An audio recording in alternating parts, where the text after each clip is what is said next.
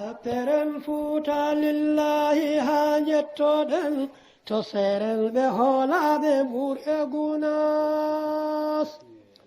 Teren fuuta lillahi ha jettoɗen to seren ɓe hoolaɓe ɓur'e gunas. Chers participants, soyez les bienvenus dans la commune de Médina Gounass pour cette forum des PAM. Donc, étant dans le même objectif avec le sous-préfet et l'inspecteur, je ne fais que répéter peut-être quelques propos du préfet pour que les pularophones puissent s'inquérir ce que le monsieur le préfet vient de dire. Ko rendini en ɗo tan caggal wiide en bisimilla enen fof koɓe kaali ɗo ko faate jangde e teskade wonde gandal ko wiyete gandal kutortegal e gurdam ina manki e nder jangde he par ce que ɓuuri hen hewde toon ko ɗemgal ngal mataw ko faate culture tubakoɓe e pine muɗumen e tarihaji muɗumen ɓuuri jaalade e jangde he joni noon yimɓe mawɓe leydi men ndi gonga tubakoɓe gadde meɗen ndeɗo jangde kono firtani yen keddo tan e janggude e tarihaji mabɓe taw eɗen goppi ko ɓuuri himmude ko donc ɗum waɗi kamɓe ɓe tini wonde eɗen poti ɓeydade e janggude fannu biyeteɗo matta o par ce que ko on rokkata neɗɗo lawol fewde e gandal cohlagal ngal ɗum noon eɓen yaaha e jaɓɓal tintodirde e hilifaɓe wonɓe e nokkuji heɓe kamɓe fof ɓe jooɗoɗo nden ɗon jonde ɓe kaltida kan ɗon haala eywa ɓe beele eywa yimɓeɓe ene mbawa ɓeydade wallodirde e on ɗon fannu ko ɗum jeeyi batu jooɗagu ɗo ngu eyyi ko heddi hen ko noon ko haali hen ko peut être ko haalde yettude kamɓe kam to banggue mabɓe e yiyande mabɓe commune Médina Gounass o koɓe katojini hen ko koɓe nodduno yo yimɓeɓe mbaɗa hen ko commune o eywa onon commune o oɗon mbaɗa ɗum saabu so wiyama maire wona e poste mum ittata maire koko jawdi ndi ganduɗa mbaɗɗen ɗo ko enen foof ndendi kadi ko enen gaddata ko hen ittete waɗe deke noon maire o mataw ko titore nde tan ɗum noon ganden so wiyama maire wiya ko commune o fofoof eyyi fuɗɗade noon e conseiller ji ɗi ha yetti e population ngaji ɗi wonɓe ɗon ɓe fofoof ɗum noon ko yettude nden ɗon jettore ko fewde commune o fofoof wonde enen to banggue oɗo fannu koɓe ɗaɓɓuno ko koɓe dartanno ko eɓe keeɓi ɗum ɓerɗe mabɓe ne ɓuuɓi hen ko ɗum woni ko ɓe kaali ɗo donc mi yettina ɗon kongolam wassalamu aleykum wa rahmatullah monsieur l'inspecteur. Parce que nous tous nous savons que au Sénégal on a moins de scientifiques. Moins de scientifiques. Quand tu vas dans les collèges ou dans les lycées, si on te dit qu'il y a série, tu ne trouves même pas de série S1. Série S2 et autres, S3 comme de la France et autres. Série S1, dans tout le département de Vélingara. En tout cas, il se pourrait qu'à Vélingara, il y en a. Mais je sais que s'il y a une classe, tu trouveras peut-être quelques élèves. Il n'y en a même pas à Vélingara. Il n'y en a pas. C'est dommage. Donc, moi, vraiment, le projet là est venu à son heure. Pour nous aider et aider, c'est pour nous aider d'ailleurs. Parce que quand tu aides le parent d'élève, quand l'élève, c'est le parent d'élève qui t'aide. Et voilà, aujourd'hui, vraiment, nous sommes là pour en parler. Surtout les parents, les enseignants, et même si, pas en prenant les élèves, mais en présence de tout le monde, pour vraiment voir ce qu'il y a lieu de faire. Mais a priori, je sais que dans l'éducation, la commune de Gounass a fait beaucoup de choses. Comme on le dit, pour ne pas faire du pléonasme, je l'ai vu de mes propres yeux. J'ai assisté à des rencontres et même à des jours non ouvrables, comme les dimanches. J'étais là la fois passée avec le maire et les représentants de Wolengay à Témanto. Ce qu'ils ont fait, machallah. J'ai même dit à d'autres communes que si tout le monde fait comme eux, et après ils me disent non, mais Gounass a les moyens, Gounass a les moyens. Non, je dis non. Certes, ils ont là, mais ils peuvent. Ça dit que dans la vie, tu peux avoir de l'argent, mais tu ne donnes pas. Je les ai dit ça. Il y a des gens qui ont de l'argent, mais d'autres ne donnent pas, mais d'autres donnent. Tu sais, l'argent, c'est deux choses. Il y a la koy jox pour nga jox mais soo ko joxul da lay toroxal yàlla su la joxee xaalis te mu bëri te li nga war a jox te jox lan ko da lay toroxal parce que pourquoi da lay toroxal tu vas jouer avec te boo jouer avec boo dee da ngay lakk yàlla du juum de xam na ko déjà ce qui nous attend donc vraiment je dis qu'il a donné à l'autre là-bas ils disent que oui Gounass a un milliardaire non le maire a fait le maire sacrifié na c'est pas comme les autres maires donc pour ne pas être trop long et pour amuser parce qu'aujourd'hui vraiment vous m'excusez je ne suis pas à l'aise ɗum ɗo ko hunde moƴƴere no feewi hedde lebbi tati caggal wonmo kaldannomi ko wayni ɗum ɗo mi janngani ɗum ni kono min tawi jangde lesde jangde école nde to banggue less o taw miɗo yawi jangde sukaɓe ɓe il a fait une observation, il a constaté que les essentiels, les gens manquent à donner l'essentiel qu'il faut pour l'apprentissage. Il a fait ses constats. nde wonno ɓeeɗanirno gandu faami ɗum seeɗa passerelle waɗino ɗo jangguinino Darou Massiyeti avec l'intervention des passerelles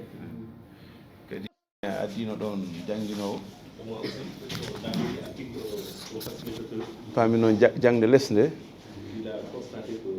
l'éducation des bases ene wawno ɓurde ɗo jogade fayida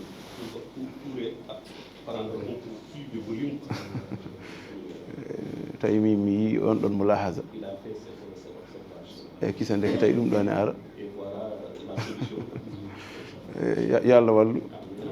no préfet wini ene wayno no wini caggal cellal ko jangde après la santé c'est l'éducation sabu neɗɗo so sellani ala ko wawi wadde parce que sans la santé on ne peut faire rien kono kadi so selli so anda kadi ala ko wawi wadde à même niveau s'il est sain il ne connaît rien pour rien faire neɗɗo kadi ko haqqille kañum rokka wona doole l'essentiel chez l'homme le potentiel de l'homme est dans son esprit pas dans son physique haqqille noon woni jangde ene faamo kadi hay nelaɗo sallllahu alayhi wa sallam nde o nelete o addi ko wiyede yo janggu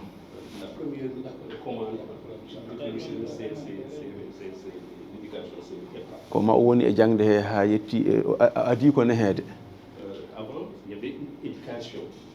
o rewni hen jangde ko caggal ɗum o wiyoya hankadi yo yettin taw heɓinedi ni gandal ngal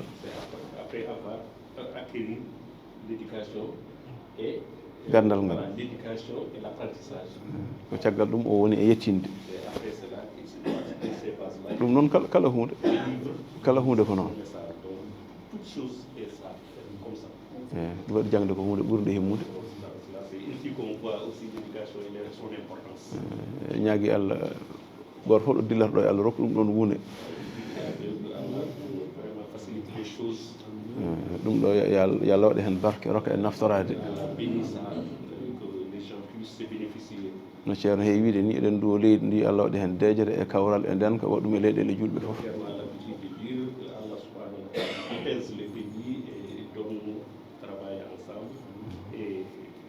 conciliation entre les dirigeants alhamdulillah bil alamin emi mbiya on noon kalifa won Allah kadi duuɗe ɗe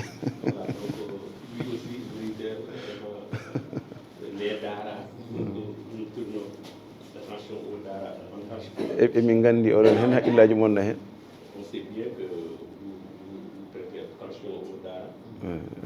hay gila hanki won arɓe ɗo winditade duɗɗe eɓe hen gila hanki fayi hande eɓe hen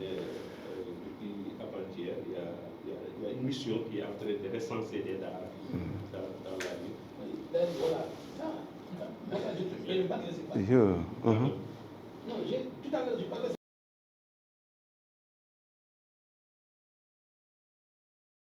Voilà, merci beaucoup. Donc, aujourd'hui, nous étions au niveau de la commune de Médina Gounass, dans le cadre du forum communal initié donc, par le projet PAM, projet d'amélioration des apprentissages en mathématiques à l'élémentaire. Ce forum regroupait tous les présidents CGE de la commune, tous les directeurs d'école de la commune, le sous-préfet de l'arrondissement, le maire, l'UCGE, les chefs religieux coutumiers, la presse locale, l'ASC, la SCOFI, en tout cas toutes les parties prenantes en tout cas, qui gravitent autour de l'école étaient présentes lors donc, de cette rencontre. Donc nous avons partagé ensemble sur donc, le PAM par rapport en tout cas à son objectif majeur qui est l'amélioration des performances des élèves en mathématiques. Aujourd'hui, nous tous nous avons constaté de visu qu'il y a une certaine désaffection des élèves vers les filières scientifiques. Donc le ministère de l'Éducation nationale, conscient de cela, a voulu en tout cas saisir l'opportunité offerte par PAM pour essayer d'améliorer en tout cas un peu les performances des élèves en mathématiques. Le PAM maintenant s'appuie sur 4 grands axes. Le premier axe, c'est les évaluations régulières des apprentissages. Le deuxième axe, c'est la mutualisation des bonnes pratiques. Le troisième axe, c'est l'amélioration du volume et de la qualité des enseignements apprentissages pendant les heures officielles. Le quatrième axe, c'est l'amélioration du volume des apprentissages en dehors des heures officielles. À la suite de la présentation de tous ces axes, nous nous sommes rendus compte qu'il faut prendre des engagements pour atteindre en tout cas cet objectif qui est très important. Et parmi les engagements, toutes les parties prenantes présentes aujourd'hui, que ce soit le maire, que ce soit les CGE, que ce soit les directeurs d'école, que ce soit la presse, que ce soit en tout cas les imams, toutes les parties prenantes ont pris des engagements. Et nous avons, in fine également, mis en place un comité communal de suivi qui est chargé maintenant de suivre tous les engagements qui sont pris par ces parties prenantes. Et nous sommes sortis vraiment très heureux, très fiers en tout cas, parce que cette rencontre a été vraiment une réussite. Et au-delà maintenant de ça, le maire de la commune de Médina Gounass a eu à faire des actions extrêmement importantes, même sans l'arrivée du projet. Parce qu'aujourd'hui, à Gounass, toutes les écoles sont dotées d'imprimantes. Toutes les écoles sont dotées de photocopieuses. Toutes les écoles ont reçu des cahiers d'exercice PAM. Et c'est le maire lui-même qui a reprographié ces cahiers d'exercice. Malgré l'apport du projet, le maire a fait de telle sorte que chaque élève a son cahier d'exercice. Et ça, vraiment, pour nous, au niveau de l'IF, c'est une prouesse. Parce qu'aujourd'hui, c'est le seul maire qui a eu à faire ça. Donc vraiment, mention spéciale à la communauté de Médina Gounass, mention spéciale au maire, mention spéciale également au président CGE et au directeur. Est-ce qu'il y a un manuel dont les éducateurs vont se baser pour faire enseigner les apprentissages? Effectivement. Ce manuel-là, est-ce que c'est un manuel du PAM? Et si c'est un manuel du PAM, est-ce que c'est toute l'éducation, c'est toute l'étendue du territoire ou bien c'est juste ici? Oui, effectivement, il y a un manuel donc c'est le cahier d'exercice que le PAM a proposé, surtout par rapport à son axe 3, pour améliorer le volume et la qualité des enseignements apprentissages. Parce que pour PAM, pour améliorer les performances en mathématiques, il faut une exercitation à outrance. Et l'exercitation à outrance passe par l'existence de manuels, passe par l'existence d'un cahier d'exercice. C'est ce que PAM a produit, c'est ce que PAM a proposé. Ensuite, ça passe aussi par les cours de renforcement. Là aussi, à ce niveau, le maire a recruté les facilitateurs pour prendre en charge ces cours de renforcement. Et ces répétiteurs-là, ces moniteurs, doivent aussi utiliser les cahiers d'exercice, doivent aussi utiliser donc ces manuels pour dispenser. Ko weltare mawde addi fo fonnoɓe arde ɓe fof ngari ko weeɓani convocation yimɓe noddaɓe fof ngara noto kadi saaha o ko saaha golle saaha dabbunde saaha guise kono Allah walli yimɓe fof ngari kala fonnoɓe arde e ñalawma e ngari ɗum ko weltare mawde gueɗel ɗimmel ngel gueɗe ɗiɗi haalama hen gueɗe ɗiɗi ɗe koɗe mawɗe machallah ko adi foof programme PAM o ko yidde dolnude jangde hiisa noon sa teskima aɗa nana e ɗemgal arab ne wiye hissab gandal koode en walla gande baaɗe noon gande ɓurɗe mawnude aduna e hannde ko hiisa yo yurmede Allah woni bab gollel kanko wiyanno kam Tidiane ko hiisa woni gandal so tawi noon toɓɓere nde ko hannde ko PAM ƴetti ko ñimnude hiisa e laynude hiisa hannde ko ingénieur kewɗe nanta annduɓe mawɓe fof ko hiisiyankoɓe so tawi en mawnini hiisa école aji e jangdeji ɗi a yiyat gande ɗe ɓeydoto saabu jomumen udditto eyyi saabu kadi ɓe ƴetti hen programme jomumen to nder école to e caggal école ga foof jomumen ne jangguine ene kirjine surtout école ɗe hande enen ɓe mbiyata école ɗe ɓe mawnini no feewi kayeji ɗi hande ne eɓɓa eɓɓoji wawde wadde juɓɓudi école ɗe jomumen mbaɗa école ɗe manam ne woodi heure uji ɓeydaɗi heure uji ponnoɗi foftede école aji ɓe gaddi wallidiɓe woni yarlitiɓe woni volonté en ene mbaɗanaɓe bindanɗe école ɗe kadi nder galleji he kadi ɓe ñaagui beele population o daro hen kala ɓe ganduɗa jinnamumen ko jangguɓe ko famɓe jangde tawne balla sukaɓeɓe wawde wadde école ɗe sa nani école noon ko ekkade addi bawal ɗum waɗi ene waɗi fayida no fewi hiisa o école ɗe gueɗel ɗimmel nguel ɓuuri wadde fayida fof ko tawnude jangguinanteɓe ɓe rendo ngo acteur de développement ɓe ha e parents d'élèves ɓe ayi so yimɓe fof ndendi jingui hunde tan ko ɗum mawni foof ɓe poolat majjere ko hunde hulɓinide hunde gagnore hunde felmotode so wiyama tan yimɓe seeɗa tan cippirta hen hay so ɓe poolata koye tampere mawde kono so tawi hoddirama goto fof jaggui banggue tan guila e jinnaɓe ha e jangguinoɓe ha e ɗum toɗɗiɓe tan yimɓe poolat ɗum waɗi eɗen belti no fewi yiide tawnude jangguinanteɓe tawnude rendo ngo ɗum ne mawni men no fewi gueɗel gonguel kadi won seede mawɗo moɓe cetti hen aɗa andi ko ɗum tindinta nde ceerno darnata franco arabe madel elmi ko 1950 guila sénégal heɓani indépendance donc programme uji ceerno ɗi woni ko e 12 ko wiyete ko développement hewɓe noon keɗoto ceerno tan ko gaare juulen gaare kooren gaare gasken gaare ɓe ganduɗa ceerno ko agent de développement ɗum waɗi programme uji makko ɗi saɗa ɓaggi hen tan aɗa rewidi hen aɗa heeɗima tan toujours yimɓe jiyata yeeso seede mum gueɗe kewɗe madinaɓe jeehi gueɗe kewɗe tawtorede ɗum haawa yimɓeɓe no fewi addantaɓe hawde yimɓeɓe ko tawata ko hewɓe cikkata ko madina kañum rewidi tan ko juulu ngu e korka ka saabu ceerno wi ko dendagal ko nawrata yimɓeɓe yeeso avant mi ɗum waɗi noon mo ceerno ardini ɗo mairie o walla mo mairie o gardiɗo mairie o saaha Alaji Amadou Tidiane Baro ko jangkuɗo janggi ko arabe janggi alqur'ana janggi ɗo yirli aduna he faami ɗum kadi o serani disnodirde mawɓe dental ngal saahaji foof mo yiya feɗɗitande walla fuccitande fonde waɗede e golle ha tengti e jangde ɗum waɗi hen saahaji so programme waɗama tawe commune o ne heedi yeeso e doguji ceerno e barke mum ɗum waɗi en jiiɗo gueɗe 5 ɗe ganduɗa ko ɗum waɗɗi maire walla mairie o to banggue PAM ko hen fadi mairie o te kadi wiya wona alay saago gueɗe 5 ɗe wona alay saago ɓe ƴeewi ɓe tawi ko gueɗel gotel woni mairie o waɗante e ngel weeɓi kadi ngel waɗama hande suɓade goto e goomuji kufɗi juɓɓudi jangde nde woni comité de pilotage uji ɗi suɓade hen gardiɗoɓe ɗum waɗani ɗum ne weeɓi ɗum tan wonno waɗaka gueɗe 4 ɗe fof hawri ko commune o waɗi ɗum ne waɗama hande wadde mbiyen 12 konngol artande men hen seeɗa ha yimɓe ɓeydo famde 12 konngol hay ñanden son teskima ɗo temanto ɗo hollirama ɗon ɗiɗo kayeji biyeteɗi kayeji ɗi ganduɗa ko école ɗe mairie o soodi hen kayeji jonɗi tabarakallah machallah a rawane